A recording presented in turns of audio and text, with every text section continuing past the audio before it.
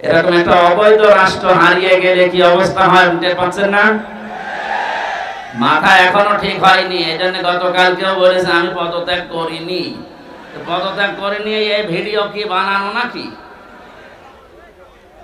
রাষ্ট্রপতি নিজেই বলছে উনি আমার কাছে পদত্যাগ পত্র জমা দিয়ে গেছে, আর আপনি বলছেন করেননি। এত লোভ আপনার ক্ষমতার। বোঝা যাচ্ছে গরু হারালে মানুষের মাথা যেমন খারাপ হয়ে যায়, আপনারও মনে হয় খারাপ হয়ে গেছে। এজন্য ওনার ছেলে পরশুদিন স্ট্যাটাস দিয়েছে আমার মার মাথা খারাপ, ওনার কথা আপনারা কিছু মনে করবেন না। তার আগের দিনে স্ট্যাটাস দিয়েছে জয় সাহেব, দেশের মানুষ আমার মাকে কুকুরের মতো তাড়িয়ে দিয়েছে। কি সুন্দর সুন্দর স্ট্যাটাস, সুবহানাল্লাহ বলেন। সুতরাং শোকে দুঃখে যারা উল্টাপাল্টা বকছেন, জালেমদের দোসর এখনো যারা এই দেশে ছড়িয়ে ছিটিয়ে আছে, তাদেরকে সাহস জোগাতে অনেকে বলছে চট করে ঢুকে পড়বো, আসেন। কত মানুষ অনেকের চামড়া দিয়ে ডোকে বাঁচাবে বলে বসে আছে, বিশেষ করে আবু সাইদের মা। আপনাকে যদি পাই সত্যি আপনার এক টুকরা চামড়া ওর লাগবে। বহু মানুষ এরকম যারা অনেক কিছু হারিয়েছে, আশায় আছে। আমরা দেখতে পাচ্ছি এদেশের অনেকে এখন একটু সুর লাগিয়েছে যে ওনাদেরকে সামনে আনতে দিন। এটা কিন্তু একটা টোপ, ভুলেও আপনি টোপ গিলবেন না। যদি বাইরে আসেন, এই যে জনপ্রশাসন মন্ত্রণালয়ের যিনি কালকে ধরা পড়েছে, ও মনে করেছিল যে সব সহজ হয়ে যাচ্ছে, যেই বের হয়েছে দরবেশের মতো ধরা খেয়েছে। আশা করছি আপনি ভুল করবেন না। কোরআনে কারিমের এই অনুষ্ঠানে যেহেতু নবীর জীবনী শোনার জন্য আমরা এসেছি, এই পৃথিবীতে শ্রেষ্ঠ অনুষ্ঠান দুইটা, কোরআনের আলোচনা আর নবীজির আদর্শের আলোচনা। এর উপরে দুনিয়ার কোনো উত্তম আদর্শ, উত্তম আলোচনার অনুষ্ঠান নেই। এটা এখন ইবাদত চলছে, যে ইবাদতে কষ্ট বেশি হয় ওই ইবাদতে সওয়াব বেশি হয়।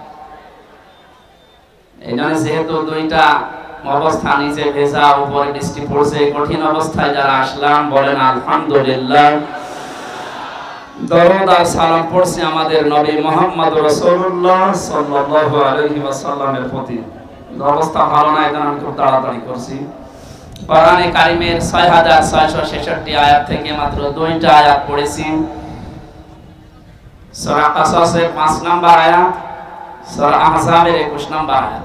আমরা ২টা আয়াত থেকে, বিশেষ করে যেহেতু এটা সিরাতুন নবী সাল্লাল্লাহু আলাইহি ওয়াসাল্লাম মাহফিল, সেই হিসাবে সূরা আহজাবের ২১ নম্বর আয়াতটা বেছে নিচ্ছি। সূরা কাসাসের যে সুসংবাদটা, এটা আপনাদেরকে শোনাতে চাই।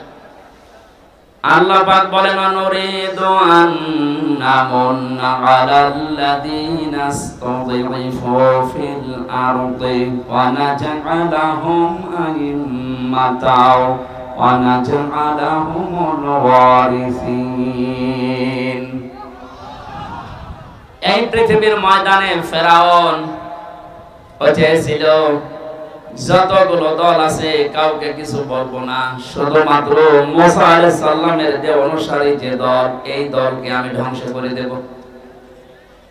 হাজার হাজার বছর আগে ফেরাউন বুঝতে পেরেছিল এদেশে যেহেতু দল বিদলে বহু মানুষ বিভক্ত হয়ে আছে, কোন দলের দ্বারা তার ক্ষতি হওয়ার সম্ভাবনা নেই।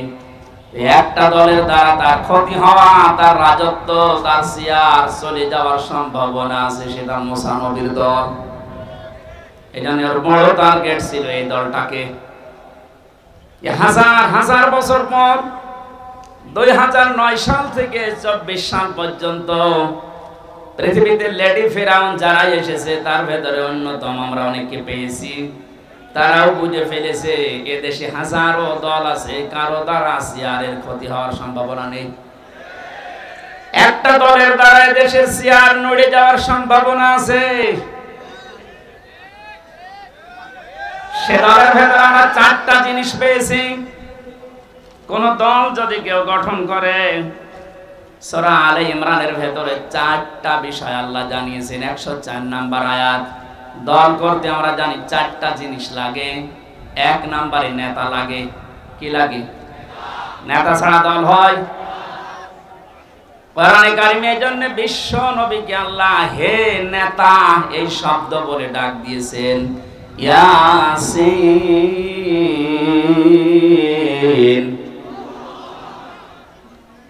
রাসূল মুফাসসিরিন আব্দুল্লাহ ইবনে আব্বাস রাদিয়াল্লাহু তাআলা আনহু তাফসিরে কাবিরের ভেতরে বর্ণনা পেয়েছি আমি, ইয়া মানে হে, সিন মানে সাজ্জেদ। সিন শব্দের তিনি 5টা ব্যাখ্যা দিয়েছেন। রাসূল মুফাসসিরিন নবীজির আপন চাচাতো ভাই আব্দুল্লাহ ইবনে আব্বাস তিনি বলেন, সিন মানে সাজ্জেদুল আলামিন, সিন মানে সাজ্জেদুল বাশার, সিন মানে সাজ্জেদুল কাউনাইন, সিন মানে সাজ্জেদুল আম্বিয়া, সিন মানে সাজ্জেদুল মুরসালিন। আলামিন দিলেন কেন? শুধুমাত্র এই জগতে না, যত জগৎ আল্লাহ বানিয়েছে, যত গ্রহ উপগ্রহ আছে, যেখানে আপনি বাস করেন না কেন, আপনাকে মুহাম্মদ রাসূলুল্লাহকে নেতা মানা লাগবে। যে নেতা এই শব্দটা শুনলে অনেকে রাজনীতি মনে করে। এটা শুধু রাজনীতি না, এটা আখিরাতের সাথে জড়িত বিষয়। কারণ মানুষকে মরণের পরে আল্লাহ যখন বিচারের জন্য ডাকবেন, তখন একা ডাকবেন না, ডাকবেন নেতা সহ। ইয়াউমা নাদউ কুল্লা উনাসিম বিইমামিহিম। সূরা বানী ইসরাঈলের ৭২ নম্বর আয়াতের প্রথম অংশে আছে, আল্লাহ পাক বলেন কিয়ামতের প্রতিটি মানুষকে আমি আল্লাহ আমার সামনে বিচার করার জন্য ডাকবো তার নেতার সাথে।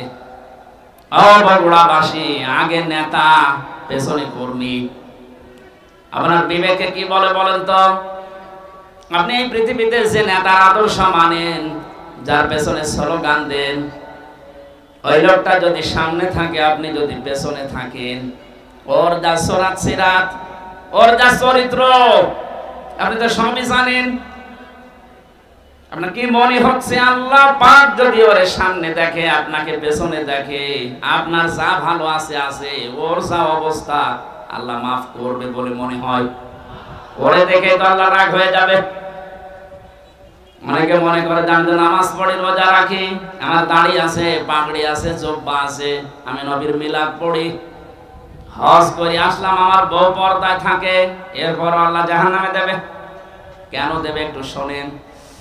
সূরা আরাফ ৮ নাম্বার পারার ২০ নাম্বার পৃষ্ঠার ৩ নাম্বার লাইনের ৮৩ নাম্বার আয়াতে আছে, ফানজাইনাহু ওয়া আহলাহু ইল্লা মারাতা কানাত মিনাল গাবিরিন।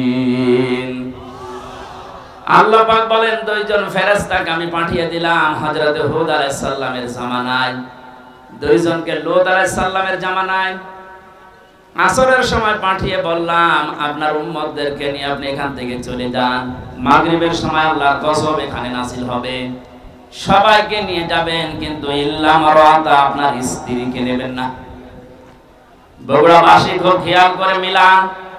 প্রশ্ন আসতে পারে আমাদের যে হুদ লূত নবীর স্ত্রীর চরিত্র খারাপ ছিল না, পৃথিবীর কোন নবীর স্ত্রীর চরিত্র খারাপ ছিল না।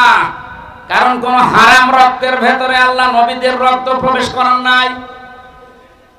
কারণ প্রতিটি নবী এই পৃথিবীতে নেতা ছিলেন। নেতাদের চরিত্র যদি খারাপ হয়ে যায়, পেছনে যারা আসবে ওদের চরিত্র আরো খারাপ হবে। এজন্য কোন নবীর রক্ত আল্লাহ হারাম রক্তের ভেতরে প্রবেশ করান নাই। অথচ পৃথিবীতে আমরা অনেককে দেখি বিশ্ব নেতা বলে দাবি করে, অথচ জন্মের ঠিক নেই। আপনারা আবার এই দেশে মনে করেন না, অনেক দেশে আছে। তাদের জীবনীগুলো পড়লে দেখা যায় বাবা এক ধর্মের, মা আর এক ধর্মের, তো জন্মের ঠিক থাকে কি করে? নেতা হওয়ার জন্য যে আদর্শগুলো 7টা পেয়েছি আমি আয়াতের তাফসিরে। হযরত লূত নবী আলাইহিস সালামের যত কিছু ছিল সবকে আপনি নিতে পারবেন, কিন্তু স্ত্রীকে নেবেন না, যদিও তার চরিত্র খারাপ ছিল না। লূত নবীর স্ত্রীর চরিত্র ভালো ছিল, সে চরিত্রহীনা ছিল না। কিন্তু যখন আল্লাহ গজব দিলেন, তার স্ত্রীকে আল্লাহ ধ্বংস করে জাহান্নামে দিয়ে দিলেন। আমি একটা দুইটা না, যতগুলো তাফসীর আমার জীবনে দেখেছি সব মুফাসসিরে আয়াতের ব্যাপারে একমত। আমি এটা প্রথমে বুঝছিলাম না, জেলখানা যাওয়ার পরে আপনাদের এই পাশের বিভাগ রংপুর বিশ্ব ইসলামী আন্দোলন বাংলাদেশ জামাত ইসলামের সহকারী সেক্রেটারি জেনারেল ছিলেন জনাব এটিএম আজহারুল ইসলাম। মাঝে মাঝে আমার কাছে বই পাঠাতেন। প্রোডাক্টিভ মুসলিম বলে একটা বই আছে, ওনার কাছে প্রায় ১৭ উপরে বই ছিল, কিন্তু হিন্দু কারারক্ষী এই কারণে ওনার কাছে বই থাকতে দিত না। বই যদি কাছে থাকতে না দেয়, বাধ্য হয়ে যারা ইসলাম বোঝে, ইসলাম প্রচার করে, এরকম মানুষের কাছে পাঠিয়ে দিত। আমার সাথে যেহেতু পরিচয় ছিল, এই জন্য মাঝে মাঝে কারারক্ষীদেরকে বলতো হামসাকে বইগুলো দিয়ে আসো, ও যেন শেষ করে, করার পরে যেন বাইরে এগুলো প্রকাশ করে। তার ভেতরে এই তথ্যটা পেয়েছি আমি।